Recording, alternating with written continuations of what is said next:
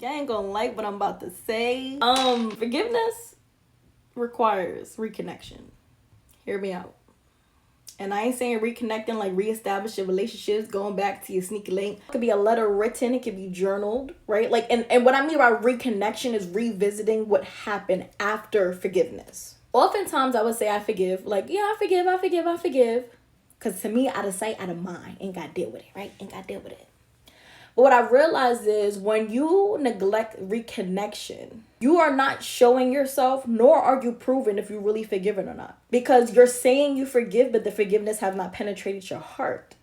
And the way you know it penetrated your heart is by the action that follows after you said you forgave, after the forgiveness in whatever form. Some type of reconnection has to come from that. And like I said, it depends on the level of forgiveness that is required. Like family forgiveness, depending on what happened, if it's just like bad blood or falling out. A reconnection, conversation, a phone call. Because a lot of y'all forgive, but y'all still bitter about it. You forgive, but you refuse to talk to the person. You forgive, but you're fake around them. You forgive, but your heart doesn't show forgiveness. You still harbor what happened. You just tell yourself to forgive because it's easier to not have to deal with it. So you tell yourself, I forgive.